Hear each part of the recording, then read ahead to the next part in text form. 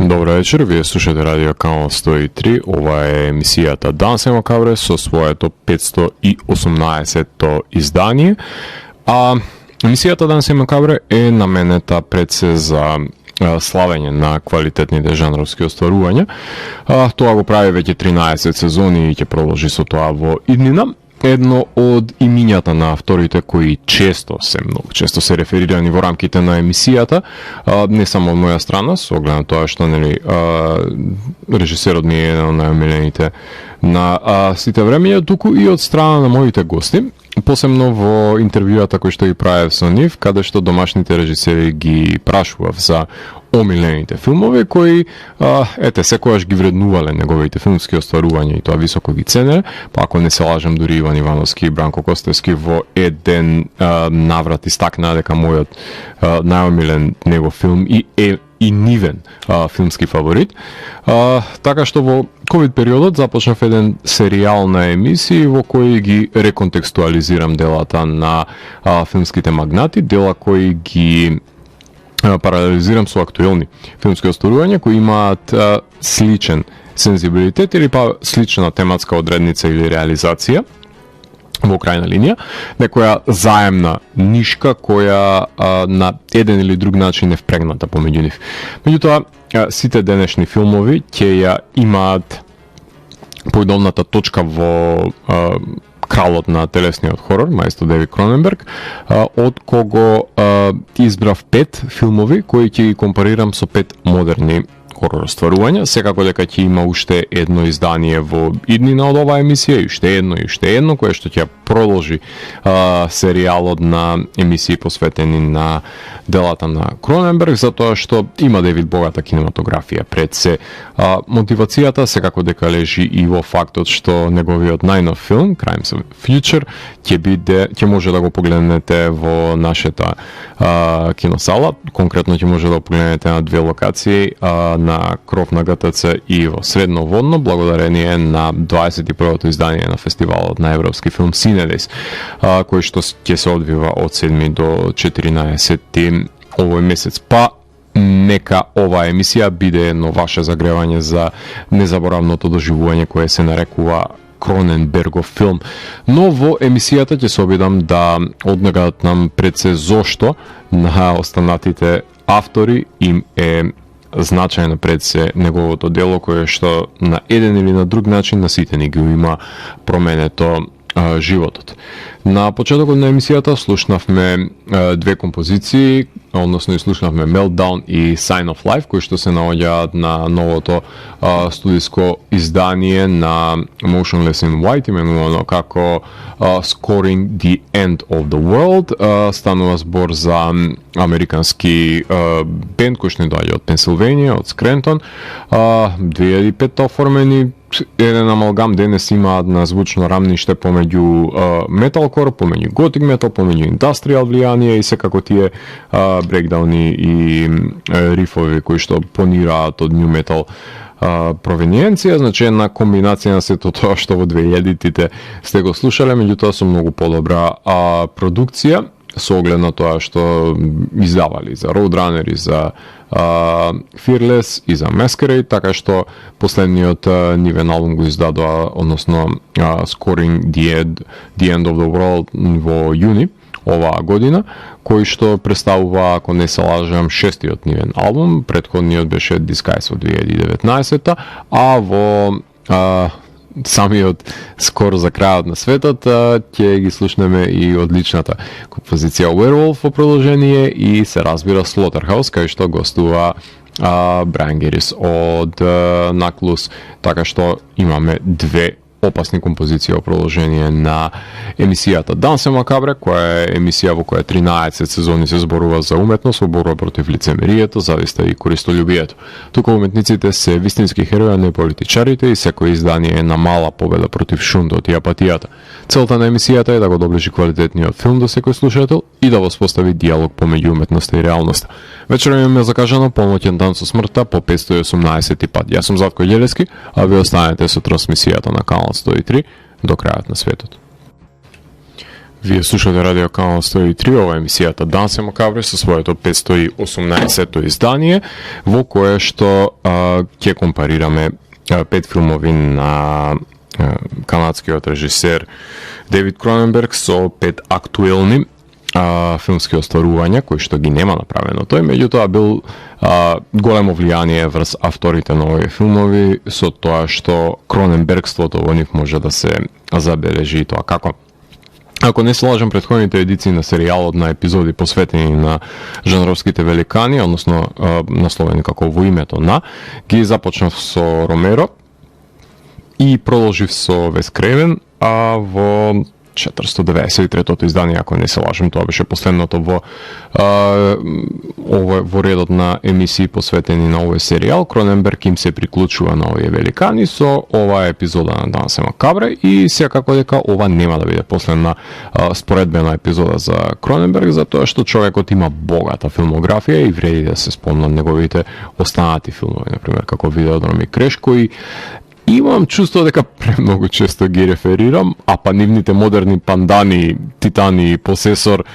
беа прогласени за хорор филмови на годината во изминатите години на Дан се макабре, така што имам впечаток дека премногу е замаран за Титани и за Посесор, па затоа ќе оставиме да ги натежни. Времето да видиме дали навистина вредат толку колку што јас ги величам, а Кроненберг е жив и здрав, за разлика од останатите великани во кои што се посветени епизодите, иако неодамна исфрли камен од неговиот бубрек и направи NFT од него. Добро се држи канадскиот татко на телесниот хорор, од кој сите учевме за фасцинацијата со човечкото тело и борбата за ставање под собствена желба, волја и контрола што самото тело не го дозволува, нели, кое е пред се за него почетокот и крајот на човечкото постоење. Избегнувам да говорам за приватните животи на авторите, не е ова жолта штампа, имаме доволно екземплари за жолта штампа во оваа држава, тука делото на авторот е во преден план и откако започна да работи на експериментални кратки филмови, мотивиран од слободата на мекаси и тајфата на Ворхол, тој смета дека треба да започне снима со неговите пријатели во 60-тите години на минатиот век, закон крајот на 60-тите да ги реализира стерео, односно Tile Tribe of CA Educational Mosaic и Crimes of the Future, оригиналниот наслов кој што е употребен на овој филм за настаните кои што се одвиваат во Кожниот институт. Почетокот на 70-тите години работи телевизиски проекти пред да го сними Шиверс во 1975 година. Shivers или They Came From Within од 1975 година е филм во кој што Кроненберг го прикажа ширењето на паразити од еден човек на друг, од кој од нив прават избезумени сексуални дивјаци кои непречено ги шират заразните паразити помеѓу себе. They Came From Within, како што напоменав, е другиот наслов на овој филм кој е значаен предвесник на епидемијата на сексуално преносливите болести, како еден одговор на слободната љубов која се јавува во 60-тите години, односно сексуалната револуција, но ја закотвува авторот во еден стамбен комплекс кај што континуирано се шири оваа зараза до еден фантастичен климакс во базенот кај што на наездата на злото единката мора да се предаде и да прифати дека ќе биде проголтана од фалосоидните паразити кои ползат како пресечени крави јазици. Сега, овој прекрасен филм со култни реплики, барем за мене во поетичната обсесија на паразитите кои го запоседнуваат телата, е финансиран од Канадскиот филмски фонд и можете да замислите колку биле револтирани што се дадени парите за финансирање на овој хорор филм, посебно кога бил нападнат од ценилните критичари, какви што ги има денес во изобилие, а цензорите ги заостриле сечилата и го искасапиле филмот во Канада. А денес Кроненберг го има највисокиот орден на честа од државата, затоа што е нејзин најзначаен културен амбасадор, ама тогаш го третирале како копул кој што ги прокоцкал државните пари да сними ѓубре, како што тоа е рамништето на кое што хорор филмот тогаш се ставал во нивни очи барем, а во мој е едно инди ремек дело, кај што смислата за црн хумор ја негува авторот уште тогаш, ама кој да ја препознае, нели, треба луѓето да се способни за рецепција за да може да ги ја согледаат пред се. Ова е филм во кој што Барбара Стил јадела шлаканица за да се внесе во незината фамозна улога во контекст на масоната хистерија, која е одлика на филмовите, нели, од зомби провениенцијата. Затоа преголем ќе беше опсегот на филмови ако врз таа основа го компарирав ова дело, па јас заминав во друга насока. Јас секако дека го паралелизирав телесниот агенс, односно боди хорор аспектот и сексуално преносливите болести како фактор за споделување на заразата и можев да одам во две насоки на компарирањето. Пред се едната е добро познатата со двете фази на Contracted, а другата е многу поризична на која што јас се одлучив, а тоа е грозоморниот Thanatomorphose, затоа што јас сакам да си играм со оган. Thanatomorphose е режисерско остварување на Ерик Фаларде од 2012 година, ако не се лажам. Тој стана познат во светски рамки со оглед на тоа што го сними краткиот гранд филм Le Petit Mort, кој што беше подеднакво шокантен. Thanatomorphose е филм кој што се појавува во сличен период со Contracted, дури и пред него, а има и дури сличен премисла, затоа што луѓето со табиети кои што им наликуваат, размислуваат еден како друг, но начинот на кој се реализирани се сосема различни. Именно премисата е дека телото на една девојка се распаѓа по сексуален однос со еден сомнителен човек, како што е случајот со двата филма, нели? Меѓутоа, филмот на Ерик оди многу чекори подалеку и доловува декомпозиција на женско тело, каква што ретко се гледа во хорор жанрот, значи абјектен хорор пар екселанс во рамките на девизата која што ја негува во незината теорија Јулија Кристева, тука на најдобар можен начин и прикажан на визуелен план во овој филм, незината девиза за објектното, односно за исфрлањето на течностите надвор од собственото тело, за страниот објект надвор од себе. Самиот Ерик има студирано примената на течности на филмскиот сет, односно тоа била негова магистарска теза и сознанијата ги применува на дело со овој филм, кај што има една префинета градација на скапувачкото месо, која може дури да се помириса, доколку се доближите доволно близко до екранот. На почетокот се појавуваат некротичните модринки, а потоа се лупи кожата и на крај се распаѓа месото и остануваат коските, а при тоа не се занимарени некрофилските квалитативи на сексуалниот однос со скапувачкото живо пред се женско тело. И се разбира дека подразбира еден стадиум на канибализам кој што е протнат покрај сите овие деградирачки елементи кои што ги има на човечкото тело. Филмот е издаден од семоќните Unearthed Films, која е според мене најгрозоморната продуцентска и предсе дистрибутерска куќа во филмската историја, која ги има правата за дистрибуција и на српски филм, и на Guinea Pig серијалот, и на стотици други болни филмови како и овој. Така што, штом го слушнете да го изустам нивното име, и тоа како треба да бидете уплашени, за тоа што ќе го погледнете, па и не е за сечи стомак. Паралелата со Кроненберг ја правам на рамниште на одење еден чекор понапред во приказот на телесниот хорор со помош на декомпозицијата и задржувањето на елементот на сексуално преносливата зараза, меѓутоа ставајќи ја во една ситуирана позиционираност во еден стан, не во еден стамбен комплекс, со оглед на тоа што станува збор за тело кое што го одбива неговиот собственик, една девиза која Кроненберг до ден денес ја користи дури и во Crimes of the Future. Така што за свое време Танатоморфоз и тоа како има оставена една неизбришлива грозоморна дамка во хорор историјата. По Шиверс Кроненберг го снима Ребит и Сомериан Чемберс, па потоа следува тркачкиот Fast Company и хистеричниот The Brood, а во 80-тите се игра со телекинезата во Скенерс и го снима револуционерниот Видеодром и Стивен Кинговиот The Dead Zone во 1983 година, а потоа го режира филмот за кој што ќе ви говорам, односно The Fly. The Fly од 1986 година, како што можете слушнете Де Лауренти секој знаеле како да си го продадат нивното дело, може би еден од најценетите и мейнстрим најприфатливи филмови на Кроненберг, во романса во која еден ексцентричен научник, глумен од Джеф Голдблум, во еден негов телепортирач експеримент ќе заглави во телеподот заедно со една мува и ќе започне нивна своевидна хибридизација во тој човек мува, односно Брендан Флај, кој ќе бара милост од саканата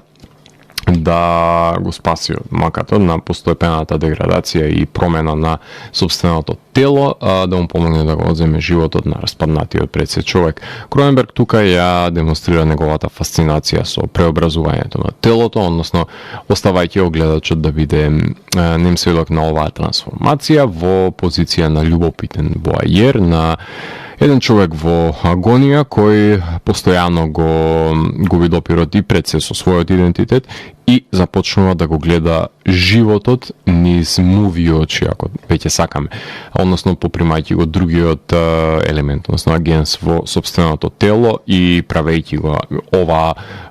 телесна легура. Прекрасни се практичните ефекти во кои што скапува телото и се раѓа едно ново до тогаш неизмислено тело и ова е филмот кој на големо ќе му ги отвори вратите на Кроненберг во Холивуд и ќе му биде понудено секое погрешно сценарио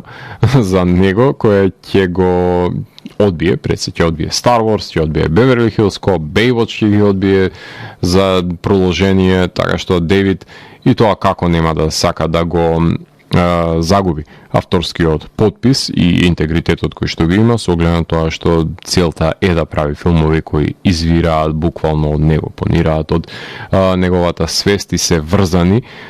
со неговото ткиво за идеите и концептите кои што него пред се го возбудуваат и сака да ги оживее на филмското платно. Аналогија повлеков со морфирањето на човечкото тело со самиот инсект, така што има еден филм во кој не е мува во прашање, но паразитира еден друг инсект со човечкото тело, а тоа е филмот Баг. Баг е филм од 2006 година, режисерско старување на Вилијам Фридкин, тоа, како што можете да начунете, тоа е авторот на Екзорцист, Крузинг е негов и мал милион на други филмови, како што подоцна следуваше Килер Џо и остварувања по кои што се забележува неговиот авторски принос, се разбира во нивното реализирање, меѓутоа и самата пркос која што планира од Фридкин да направи подеднакво силениче како што Кроненберг тоа го прави за ставање на собствениот подпис во неговите дела, а во Баг Ешли Джад е келнерка која во својот дом прима еден воен ветеран, глумен од одличниот Майкл Шенон, кој што има параноична шизофренија и PTSD, кој е убеден дека власта има засадено во неговата крв инсекти кои паразитираат ни сите пори буквално на неговото тело, не само неговата крв. Сите конспиративни теории ги установува како реалност и ја обзема и при тоа и келнерката да се опседне со можноста во телото да виреат инсектите и почнуваат да прават дупки во него, сметајќи дека на тој начин ќе може да ги извадат инсектите надвор, додека и двајцата на крај не се полеат со бензин и вивнат во пламен. Ова е филм кој секогаш кога ќе го погледнам, тоа се случи и неговото повторно гледање за подготовките на емисијата, почнувам ирационално да се чешам по телото затоа што шири некоја неудобност кога се ставаме во кожата на протагонистите кои одлично си ја глумат нивната улога, посебно Майкл Шенон. Кроенберговата паралела се однесува со неговата неможност да се ослободи од инсектите во неговото тело, филмот на Фредкин, кое, иако е негова измислица, нели, начин на поимање на реалноста, сепак води кон еден фатален епилог. Се базира на представа, која што и поради тоа е филмот самиот доста театрален, не може Фридкин да избега од тие конотации, Карантиновска дури е оваа реализација и пред времето на COVID, но е прекрасно одглумена и доловена параноичноста која што ги плени ликовите, а и гледачот морам да признам. Така што една паралела правам помеѓу The Fly и Bug, два инсекти, бирајте кој за вас е погрозоморен. Дали една джиновска мува или милиарда паразити во кожата. Кроненберг во 1988 го снима филмот Dead Ringers. Dead Ringers е режисерско старување на Девид Кроненберг од 1988 година, филм кој благодарение на откупените права за емитување на нашите телевизии, или ајде да речеме дека биле откупени овие права во времето кога се емитуваа филмови, го имам заедно со Видеодром секогаш погледната која ќе сум го начекал на ТВ, можеби најмногу гледани филмови ми се од Кроненберг, никогаш од почеток не сум го фатил Dead Ringers, ама секогаш сум го гледал до самиот крај, признавам тоа. Близнаците гинеколози Беф и Беверли ја започнуваат неможноста да бидат разликувани од останатите и двајцата се наметнуваат на една иста девојка која што ја глуми Дженевив Бужол. Джереми Айронс ги глуми и понежната итерација и позлобната итерација на братот близнак, создавајќи го овој токсичен љубовен триаголник со тоа што девојката не е запознаена дека всушност се близнаци во прашање, а таа смета дека запознава две различни страни од една сингуларна персона. Ова е филмот кај што првпат јавно ја вметнува Дейвид идејата за организирање на надпревар по убавина на внатрешни органи, која што е конститутивен дел од Crimes of the Future, а гинеколошките орудија кои ги патентираат изгледаат буквално како да се дел од некој футуристички научно-фантастичен свет. Айронс маестрално ги глуми двете улоги во еден од најзначајните Кроненбергови филмови, кај што има една прекрасна кошмарна секвенца, морам да потврдам. Паралела ќе впрегнам со двајца други близнаци, кои се можеби едни од најголемите манипулатори на модерниот хорор филм, кои во никој случај нема да побудат симпатии кај гледачот, ако воопшто некаква емпатија може да се развие во поглед на Беф и Беверли. Напротив, овие двајца секогаш ќе бидат антипатијата која ќе ги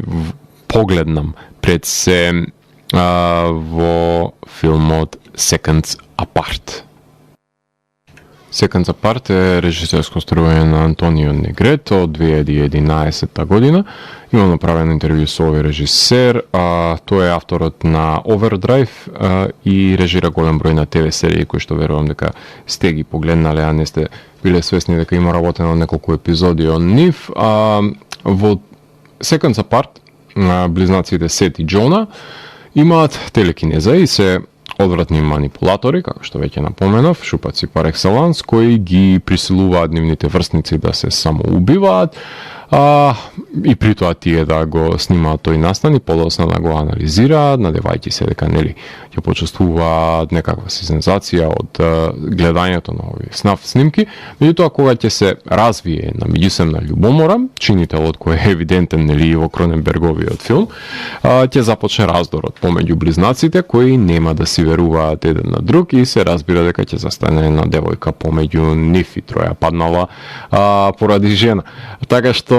ако биле подмолни во поглед на нивните врсници, може да замислите на што се подготвени да се изложат еден покрај друг. Можев да одам во насока на A Tale of Two Sisters од 2003 година и немаше да сгрешам и при таа компарација, или парот на сестрина или кај Sisters на Де Палма, ама јас барав филм кој што заедливоста и зависта помеѓу браќата ќе доведе до нарушување на нивното заемништво, што мислам дека овој филм најдобро го докажува на дело. Пред се станува збор за префинети садисти, кои што снимаат снап филмчиња за да почувствуваат нешто, како ги омаловажуваат и присилуваат врсниците да се ги одземат животите. Не од помош што животите им се синхронизирани, напротив, дополнително морничаво делуваат со нивното секојдневна рутина. Една машка верзија, ако повеќе сакате, на сестрите од Shining на Kubrick, буквално. Прелажуваат со индуцирани халуцинации, кои што се аудиовизуелни во дадени ситуации, но за разлика од филмовите на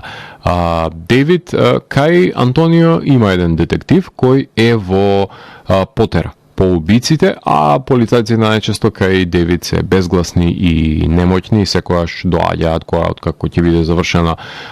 работата. Меѓутоа, ова издание, ако не се лажам, на After Dark на времето се појави од 2011 во серијалот кој што го посветува на давање на можност на овие инди автори да може да ги реализираат нивните долгометражни остварувања, и тоа беше одскочна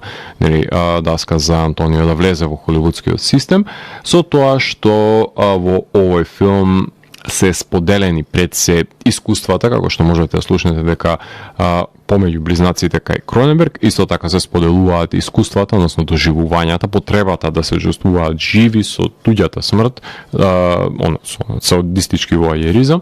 кај овие браќа. Меѓутоа, како што Беф и Беверли комуницира дека ништо не се почувствувал без мене, така и браќата близнаци во Seconds Apart се обидуваат да почувствуваат нешто, изложувајќи се пред се на видеоснимките на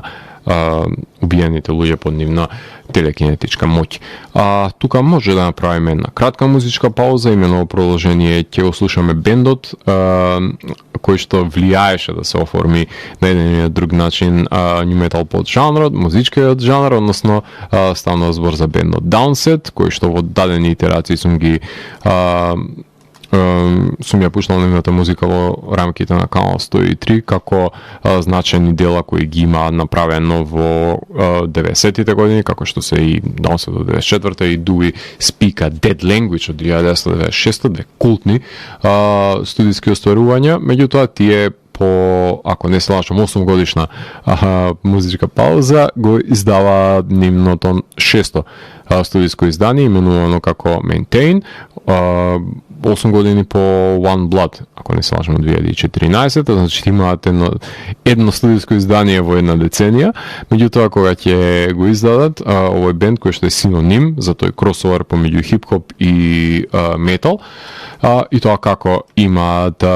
што да кажат и што да звучат, така што Downset ќе слушнеме насловната тема од нивниот албум Maintain, потоа ќе слушнеме Blackest of Days, Won't Forget и Wrecked, експлозивни и агресивни композиции кои што се наоѓаат на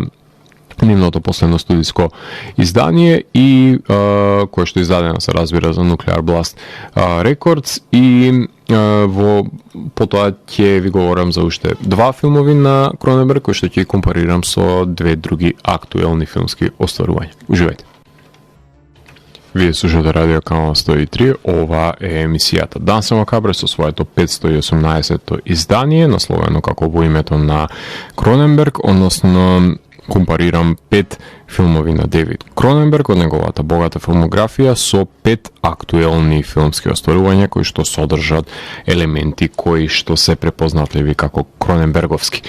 1991 година Кроненберг го режира филмот Naked Lunch. Naked Lunch, 1991 година. Ако постои некоја книга која покрај Улис на Джеймс Джойс не е филмлива, тогаш тоа е Naked Lunch, новелата на Вилијам С. Бороуз. Кроненберг не подклекнува на предизвиците и се нафаќа да ги реализира. таков човек е, но додека лета со авион ја препрочитува оваа книга и доаѓа до идејата да инкорпорира сегменти од животот на авторот Вилем Бороуз, неонуар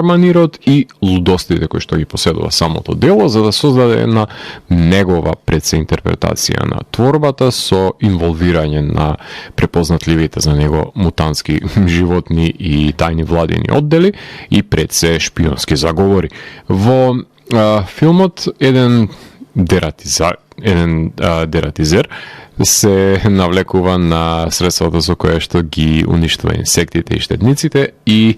не сакајќи ја убива собствената сопруга и се инволвира во еден владин огранок кој што се ги држи во тајност, кој го раководат джиновски инсекти, кои не баре се фамилија на Грегор Самса. Тука книжевната фасцинација на Дейвид доаѓа во преден план и станува оживеана и е една од содржи пред се една од најеротските сцени во кариерата на Кроненберг, а тоа е водењето љубов со машината за куцање, што е со однос на кој секој писател многу добро го знае, без разлика дали се на куцана машина или на тастатура, таа љубов помеѓу прстите и копчињата и тоа како сите ја чувствуваме и ја милуваме да ја споделуваме помеѓу објектот и субјектот. Љубовта кон екзотиката на Ориентот исто така зазема круцијален дел од филмот, која што е љубов која негува и самиот Кроненберг, но јас ќе ја впрегнам нишката најна поврзано со уште еден писател кој се оддалечува од здравиот разум со неговото творештво во неговото пишување и еден друг смел режисер успеал да го долови во филмскиот манир на неговата препознатлива естетика. Стана збор за Fear and Loathing in Las Vegas. Fear and Loathing in Las Vegas, 1998 година, Тери Гилиам, авторот на Бразил, Зира Териам, Монти Пајтоновец, 12 мајмуни, многу позната личност, односно режисер во холивудските рамки, човек кој на чуден начин се преплетува во пристапот на фантастичните елементи и со поетиката на Кроненберг.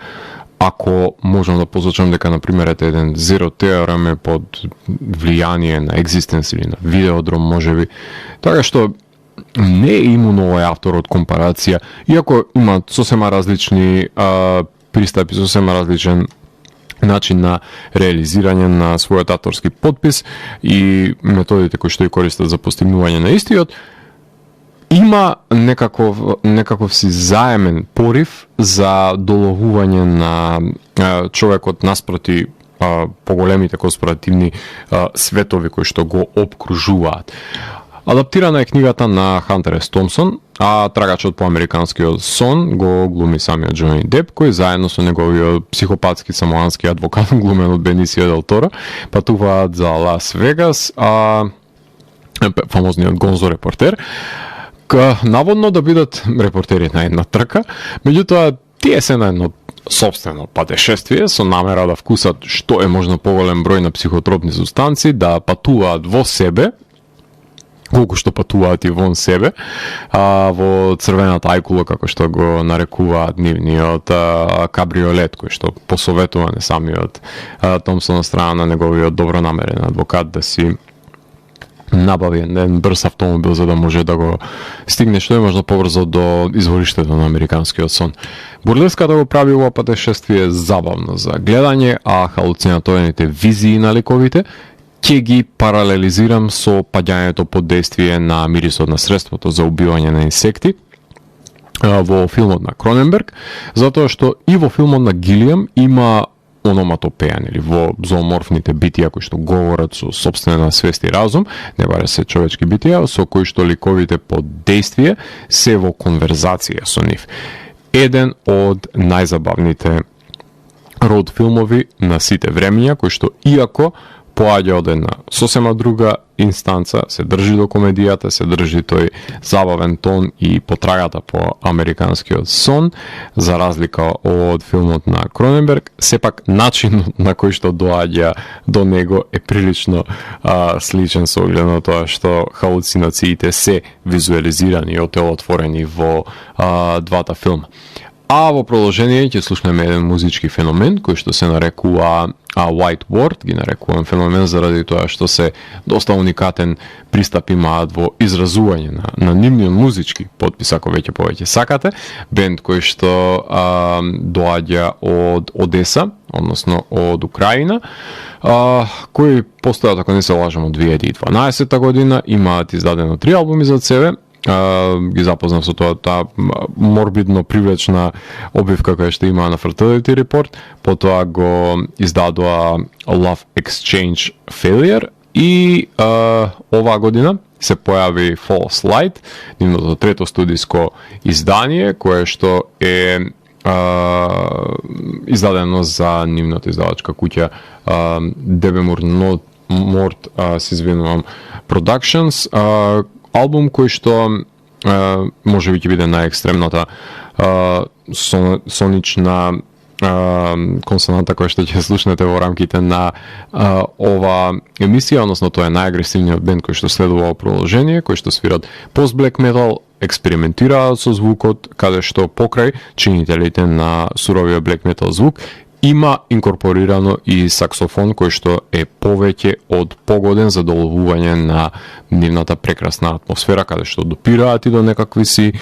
нуар чинители, се задржува некаква си доза која што неизбежна е кога ќе се инволвира во равенката и саксофонот, меѓутоа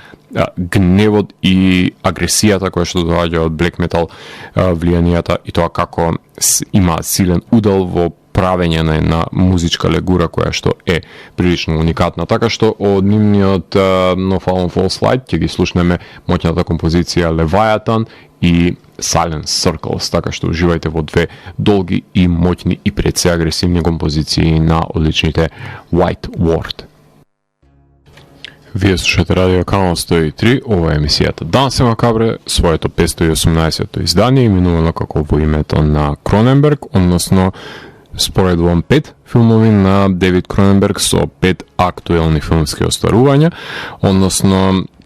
со прегледот на неговата филмографија и селекцијата пред се на филмови за кои што одлучив да правам некаква си компарација, треба да напоменеме дека во 93-та го снима им Butterfly, започнува еден всушност мелодраматичен период со него, надополнет со еротскиот креш од 1996 година, меѓутоа последниот филм на Кроненберг, за кој што ќе ви говорам во рамките на емисијата, е филмот Existence од 1999 година. Existence 1999 година